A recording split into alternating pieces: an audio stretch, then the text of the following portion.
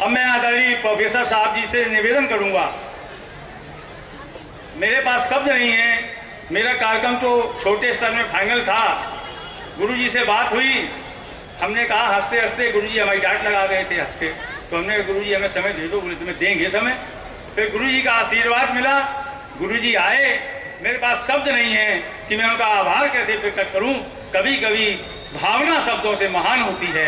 मेरे पास शब्द नहीं है गुरुजी के लिए, मैं उनके लिए क्या कहूं। मैं निवेदन करूंगा कि आप आए इन 4 लाइनों के साथ। यूं तो हर रत्नों में खान नहीं होते, और मिलने वाले हर इंसान नहीं होते। मत फैलाओ आंचल हर प्रतिमा के आगे, कि हर मंदिर में सच्चे भगवान नहीं होते।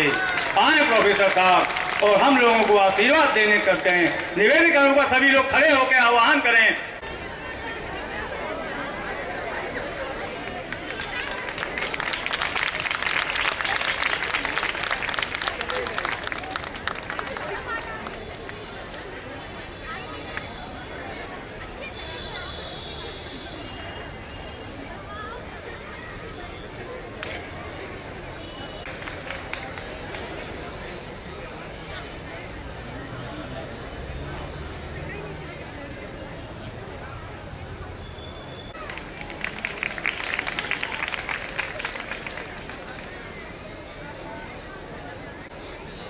अब मैं इस कार्यक्रम के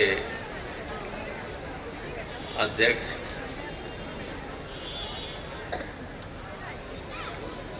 आदरणीय प्रोफेसर महेंद्र सिंह जी,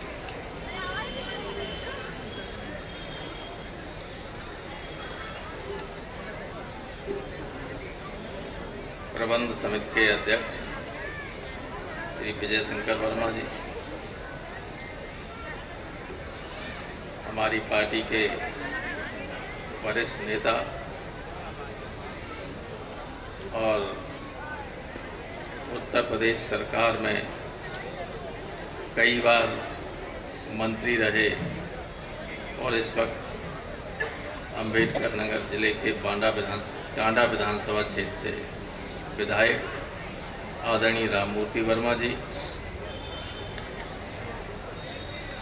इटावा जिला कोऑपरेटिव बैंक के अध्यक्ष प्रिय अंकुर जी, नाम इनका आदित्य है लेकिन कम लोग जानते हैं, मैं भी भूल जाता हूँ, अंकुर ही कहता हूँ। ये पहले उत्तर प्रदेश पीसीएफ के भी अध्यक्ष रहे हैं और अभी भी हिंदुस्तान की सहकारिता आंदोलन की शीर्ष संस्थाओं के मेंबर हैं। इटावा नगरपालिका की अध्यक्ष श्रीमती ज्योति गुप्ता जी,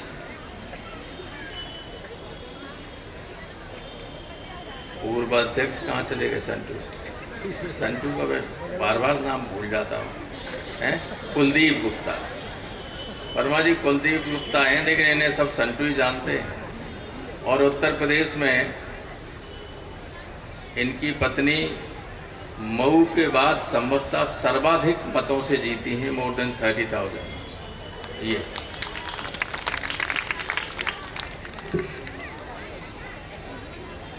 यहाँ उपस्थित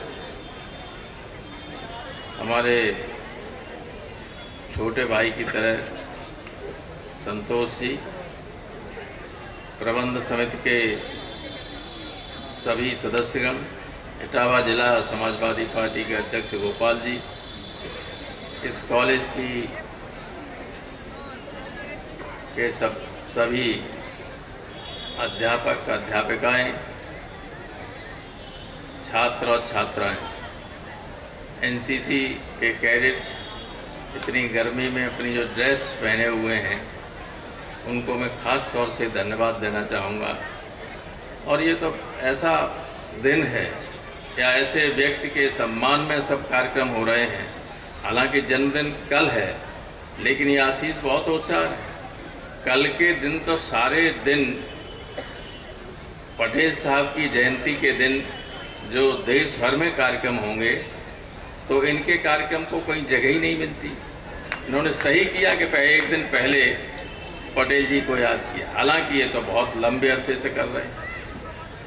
एक बात मैं इस अवसर पर ये अवश्य कहना चाहूँगा कि जो संघर्ष से निकल के आते हैं नेता, वो किसी भी पद से ऊपर होते हैं। सरदार पटेल प्रधानमंत्री नहीं रहे, लेकिन देश के किसी भी प्रधानमंत्री से ऊंचा उनका कद और व्यक्तित्व। 1900 जब ब्रिटिश संसद ने देश को आज़ाद करने का निर्णय लिया, government of India independence act 1947, जिसमें देश का बंटवारा भी था, आज़ादी देने की व्यवस्था भी थी, उसमें एक बहुत ख़राब क्लॉज ये था कि जो रियासतें हैं वे चाहें तो आज़ाद हिंदुस्तान में मिलेंगी और न चाहें तो स्वतंत्र रह सकती। और ये रियासतें थी लगभग 600। आप कल्पना कीजिए कि सरदार पटेल जैसा व्यक्ति अगर देश का गृह मंत्री न होता, तो आज़ाद हिंदुस्तान के अंदर ये 600 स्वतंत्र अगर राज्य होते तो ऐसे होते जैसे शरीर पर जगह जगह फोड़े, और कभी भी इस देश को अशांत कर सकते थे, देश को तोड़ सकते थे, गड़बड़ी कर सकते थे। लेकिन पटेल साहब ने गृहमंत्री बनने के बाद आग्रह किया सारी रियासतों से कि वो इस देश में मिल जाएं। केवल 3 रियासतों को छोड़कर कश्मीर, हैदराबाद और जूनागढ़, और सब बहुत आसानी से भारत में विलय हो गए।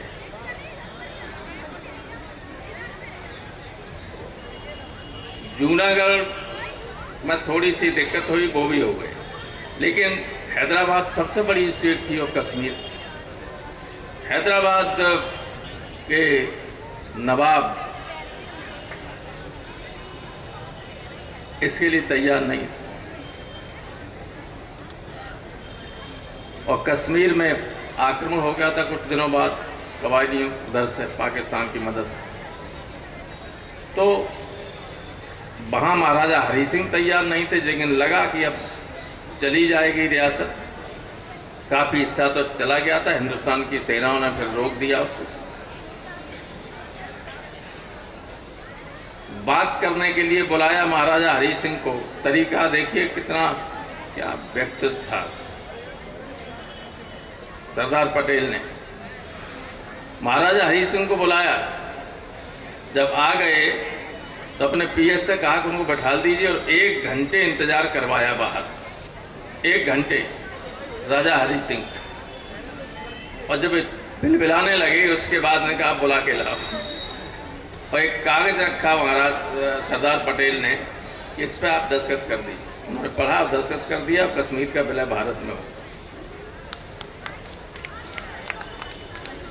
सोच नहीं रहे थे हो जाएगा, लेकिन उन्होंने देखा इतना रुख कठोर है कि महाराजा तो महाराजा हुआ करते थे, महाराजा इनके सामने सब झुकाएं। उनको घंटों इंतजार कराने के बाद बुलाया तो समझ गए कि अब काम चल नहीं सकता, दस्तखत करना ही ठीक है। यही स्थिति हुई थी हैदराबाद, निजाम हैदराबाद ने भी अंतोगत्ता दस्तखत किए, और जो एक भारत आप देख रहे हैं, अखंड भारत, वो सिर्फ और सिर्फ सरदार पटेल की देन है, जिसकी वजह से भारत एक का जो मौजूदा नक्शा है हम देख रहे हैं। वरना स्टूडेंट्स को नक्शा बनाने में भी दिक्कत होती है। अब तो जो ज्योग्राफी पढ़ते हैं उनको नक्शा बनाने के लिए कहा जाता है कि नहीं, तो यूँ कर देते हैं ये, और गए लंका से ऊपर तक कैसे चले जाए, कच्छ से होते हुए। थोड़ा सा अभी नक्शा में है गड़बड़ी। एक बार राज्यसभा में बहस हो रही थी, इसी पे चर्चा चल रही थी, कश्मीर पे। तो मैंने भारत सरकार से कहा कि आप ये क्यों कहते हैं कि कश्मीर पे आप कोई बात नहीं करेंगे। मैंने सुझाव दिया कि आप ये कहिए कि कश्मीर का जो हमारा हिस्सा पाकिस्तान ने दबा लिया है उसको वापस कीजिए, सिर्फ उस पर बात करूंगा, इस पर नहीं, वो हमें वापस मिलना चाहिए। उसके बाद रक्षा मंत्री राजनाथ सिंह जी थे, उन्होंने उठ के बयान देते हुए और पूरे देश की जो काम बात करने का इसका तरीका था उसके तत्काल बाद बदल गया और रक्षा मंत्री ने कहा कि हम कश्मीर पे बात करेंगे, लेकिन जो हमारी कश्मीर का एक हिस्सा बड़ा दबा लिया गया है, जिस पर कब्जा है पाकिस्तान का, वो हमें वापस करें। 47 में जो बंटवारा हुआ था उतना जो हिस्सा है हमारे पास रहना चाहिए। खैर ये चलता रहता है, पता नहीं क्या होगा आगे, क्या चल के होगा, कुछ नहीं कहा जा सकता, क्योंकि जो लोग सत्ता में हैं वो केवल बातें करते और रोजाना देश की स्थिति कमजोर होती चली जाती। आप पता कीजिए, कहीं रिजर्व बैंक ऑफ इंडिया की रिपोर्ट उठा के देखिए कि 2014 में हमारे देश पर विदेश का कर्जा कितना था और अभी 2022 में कितना है, 31 मार्च को। कई गुना ज्यादा कर्ज हो गया है। कहते ये 14 से ये हुआ, 14 से हुआ, इस बात की कभी चर्चा नहीं करेंगे। 14 पर कर्ज इतना सा था, अब इतना हो गया।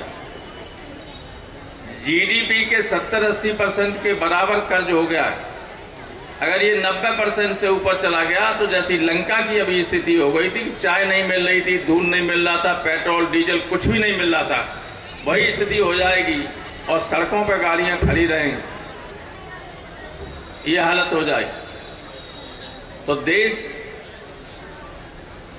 केवल चुनाव जीतने के लिए झूठी बात कहना, लोगों को गुमराह करना, धमका के लोगों को अपने पक्ष में कहने के लिए विवश कर देना, सारे मीडिया घरानों को, चूंकि सब मीडिया जितना है सब बड़े लोगों ने खरीद लिए चैनल्स, अकेले अंबानी के 27-28 चैनल है। एनडीटीवी जो कुछ कह सकता था उसको दबाव दे के, ईडी भेज के अडानी को खरीदवा दिया। कोई चैनल ऐसा नहीं है जो आपकी सही बात कहे। और स्टूडेंट से मैं खास तौर से कहना चाहता हूं, कभी भी भारत के चैनलों के आधार पर इम्तिहान में कोई बात रिजल्ट उसमें अपने उत्तर मत लिख देना, उसको आधार बनाकर, सब गलत होगा, फेल हो जाओगे, कभी मत लिखना। अपने अध्यापकों से और अध्यापकों से भी कहूंगा कि धर्म के आवरण को अपनी आंखों के ऊपर चढ़ा के बात मत करना। कभी बच्चों से अगर देश को ठीक रखना चाहते हो तो आपकी सबसे बड़ी जिम्मेदारी होती है, सबसे बड़ी जिम्मेदारी। तो सरदार पटेल को जब याद करते हो तो उस व्यक्तित्व को से कुछ सीखने की कोशिश करिए। उन्होंने देश को जोड़ने का काम किया, अखंड बनाने का काम किया। और इस इटावा के मैं कुर्मी समाज से कहना चाहता हूँ, राम मूर्ति वर्मा जी सुने आप, ये कॉलेज इटावा नगर का पहला महाविद्यालय था, पहला। इससे पहले इटावा जिले में केवल अजीतमल और औरैया डिग्री कॉलेज, अजीतमल और बकेवर थे, औरैया भी इसके बाद आया। अब तो बहुत हो गए कॉलेज।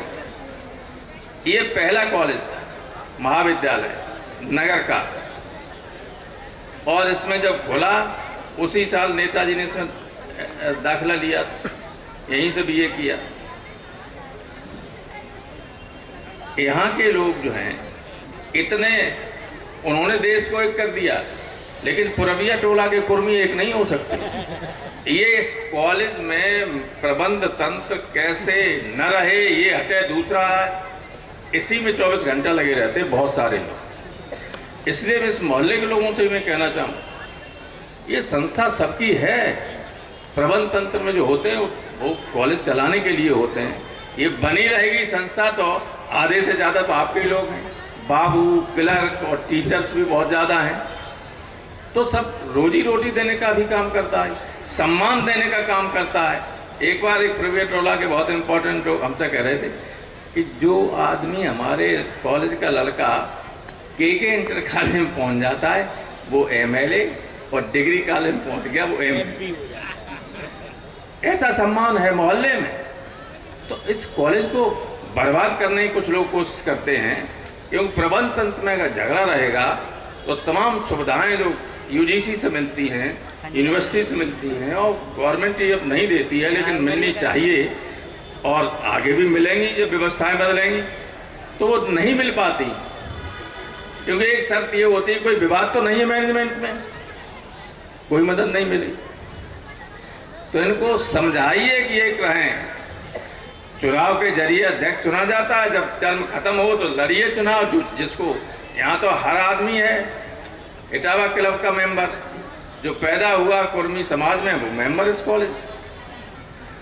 तो जिसको चाहे आप कर सकते हैं, लेकिन जो है उसको डिस्टेबलाइज करने की कोशिश नहीं होनी चाहिए।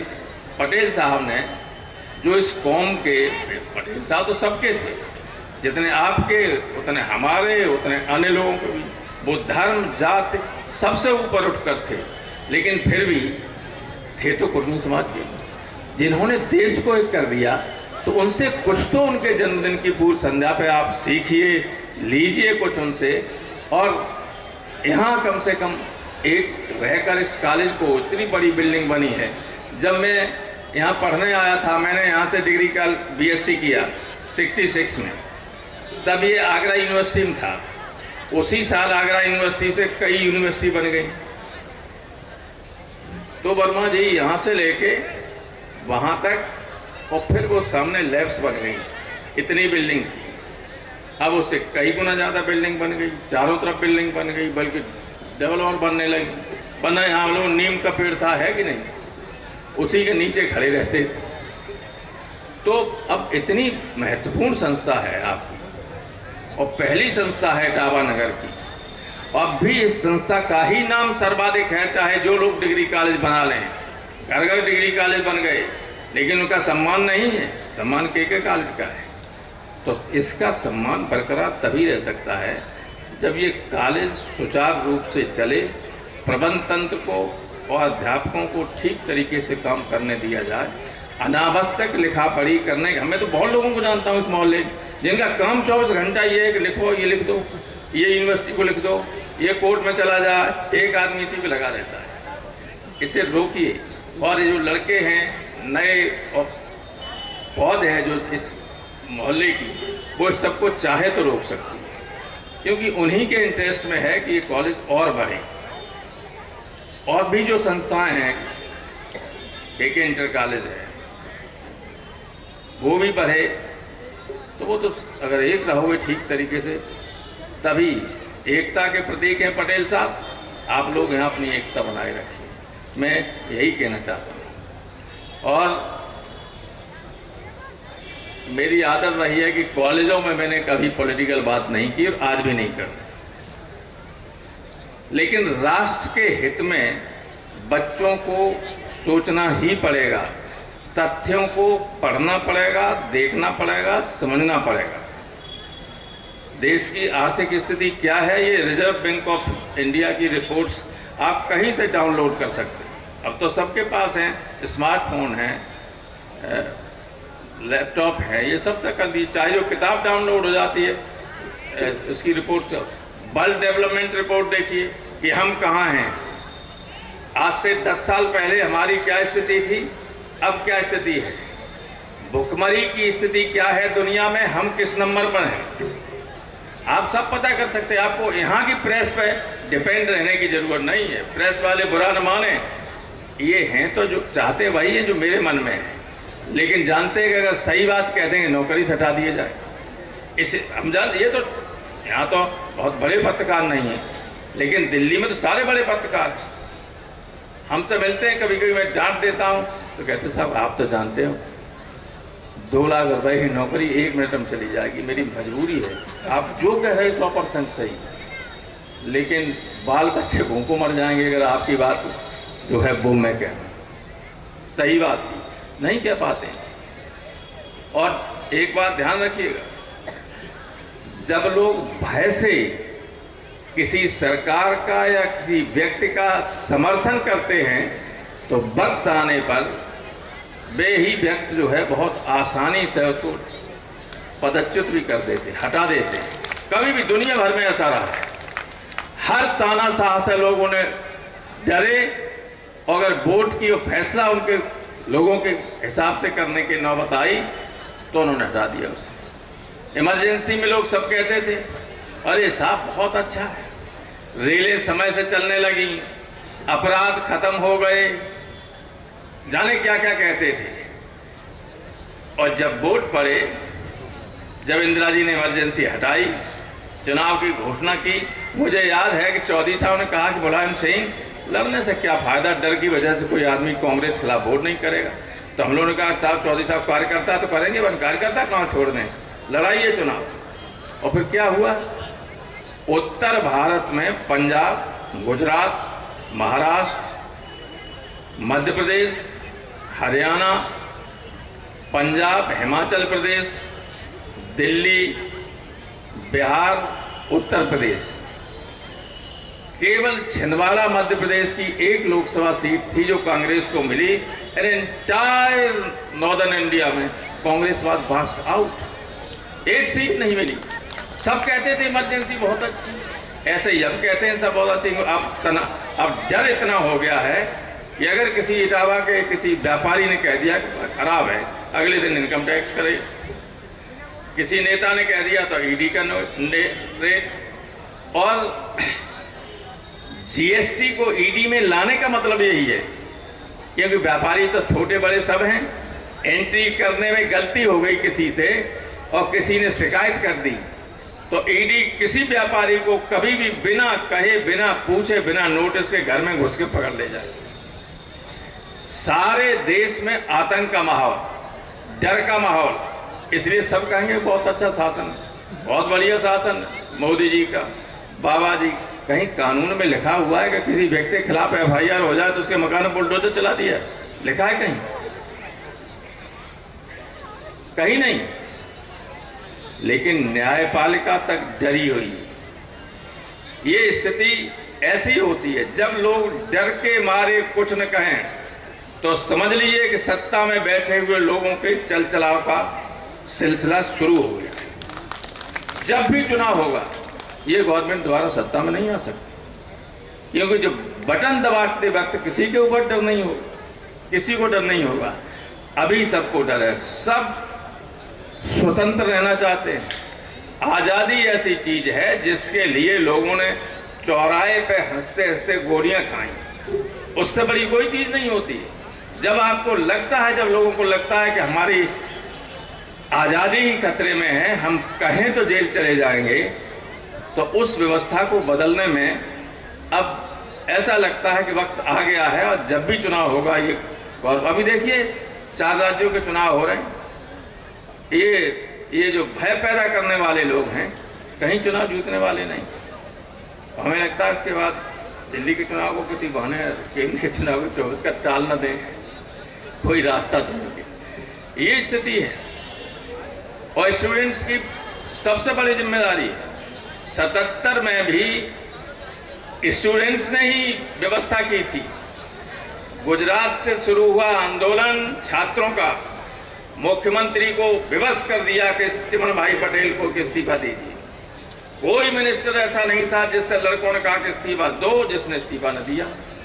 और फिर बिहार तो क्रांति की जमीन है, उसके बाद वो आंदोलन बिहार के छात्रों ने शुरू किया।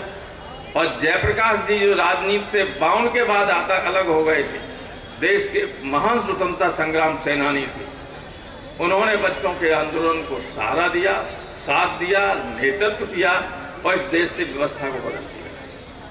तो ये होता है और लगता है तो वो वक्त भी आ गया है। इसलिए धैर्य रखिएगा, डरिएगा नहीं। जब बटन दबाने का मौका मिले तो अपनी अंतरात्मा के हिसाब से वोट कर देना। आतताई लोग सत्ता से बाहर चले जाएंगे। इनके पास सिर्फ, अगर धर्म की बात करते हो तो हिंदू धर्म से ज़्यादा सहिष्णु और सहनशील कोई धर्म नहीं है। कहीं हमारा धर्म कहता है कि किसी को मारिए, कुछ नहीं कहता, लेकिन इस धर्म को भी विकृत किए दे, धर्म का स्वरूप बिगाड़े दे रहे, धर्म की परिभाषा को बदले दे रहे लोग। ये सनातन धर्म इनके हिसाब से मान लिया जाएगा तो फिर तो 1% लोग भी सनातन धर्म के नहीं रहेंगे और सब गैर सनातनी हो जाएंगे। ऐसी ऐसी इनकी परिभाषाएं हैं। इसलिए आप लोग ये देश को बांटने वाली, नफरत पैदा करने वाली बातों में ना आए। हम लोगों का, हमारा क्या, में तो इतना जीवन निकल गया है, हम तो बिल्कुल किनारे खड़े हुए, लेकिन सारा जीवन आपके सामने पड़ा हुआ। जो नए लड़के हैं, छात्र हैं, स्टूडेंट्स हैं, उनको उनका जीवन ठीक रहे, उनके लिए देश समृद्ध रहे, शांत रहे, विकास की रास्ते पर चलता रहे, कोई विवाद न हो। लेकिन जो लोग सत्ता हथियाना चाहते हैं दंगा करा के, वे देश के सबसे बड़े दुश्मन होते हैं। ऐसे लोगों से सावधान रहने की हमेशा जरूरत है, क्योंकि देश सर्वोपर है। सत्ता कोई किसी के साथ स्थायी नहीं होती। एक वक्त ऐसा था जब कोई कभी कल्पना भी नहीं कर सकता था कि कांग्रेस को हटाया जा सकता है। 47 से लेकर 77 तक कोई सोच ही नहीं पा रहा था, और हटी तो फिर कभी आई चली गई, अब तो तब जो आएगा जाएगा, ज्यादा दिनों कोई नहीं चलने वाला। इसलिए मेरा आपसे, बच्चों से, सबसे, सरदार पटेल से संकल्प लीजिए कि देश के हित में जो भी निर्णय लेना पड़े, देश की एकता को बनाए रखना, देश को विकास के पथ पर ले जाने के लिए उसी फैसले पर काम निर्णय लेंगे। किसी भी प्रोपेगेंडा में, किसी भी झूठी प्रचार में, या अखबार और टेलीविजन के जो निकलता है रोजाना फर्जी बातें चलती हैं, उनसे उनके बहकावे नहीं आएंगे तो देश सुरक्षित बना रहेगा। मैं अंत में आशीष को, प्रविया टोला के सभी लोगों को, प्रबंध समिति के सदस्य को, टीचर्स को, स्टूडेंट्स को, और जो भी लोग यहाँ उपस्थित हैं, हमारे नेतागण हैं, इन सबको बहुत बहुत धन्यवाद देते हुए अपनी बात खत्म करता हूँ।